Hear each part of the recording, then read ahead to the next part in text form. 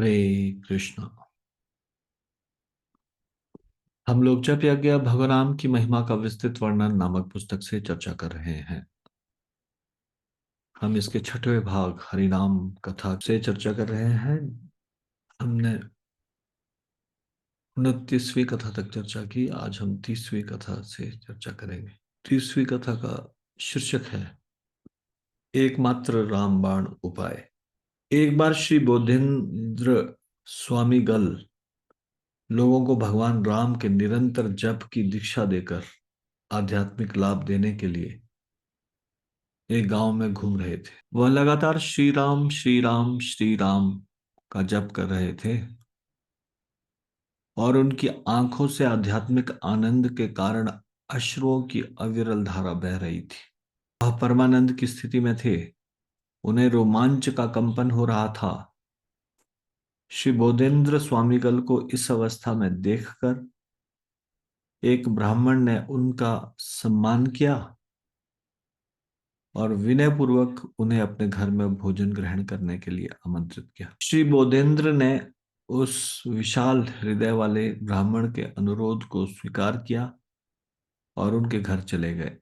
ब्राह्मण ने स्वामी जी के चरणों को अपने आंसू से पखारा और उन्हें पूजा अर्पित की। उन्होंने बोधेंद्र स्वामी को अत्यंत आदर सत्कार और सम्मान के साथ भोजन कराया। जब ऋषि अपना भोजन कर रहे थे तो वह उनके पास ही बैठकर उपनिषदों का पाठ कर रहे थे। इस बीच उस ब्राह्मण के 5 वर्षीय गूंगे बच्चे ने विभिन्न व्यंजनों की इशारे से मांग की। स्वामी जी का करुण हृदय उस गूंगे बच्चे को देखकर रो पड़ा और उनकी आंखों से सहानुभूति के अश्रु छलक गए। आह, यह बालक श्रीमती के पवित्र नामों भगवान का कीर्तन कैसे कर पाएगा, जो अपार दया का सागर है। क्या इस कलयुग में जीवों के लिए पवित्र नामों का जप एकमात्र रामबाण उपाय नहीं है? ओह, यह गूंगा लड़का श्री हरि के पवित्र नामों को नहीं गा सकेगा। वह सौभाग्य इसे कैसे प्राप्त होगा? इस प्रकार दुखी होकर श्री बोधेंद्र स्वामीगल अपने आसन से उठे, हाथ धोया और घर के बरामदे में चले गए। उस समय ब्राह्मण ने प्रबल भक्ति के साथ स्वामी जी को सांत्वना देने की कोशिश करते हुए कहा, दुनिया के सभी प्राणी अपने पिछले जन्म में जो बोए हैं उसे काटते हैं।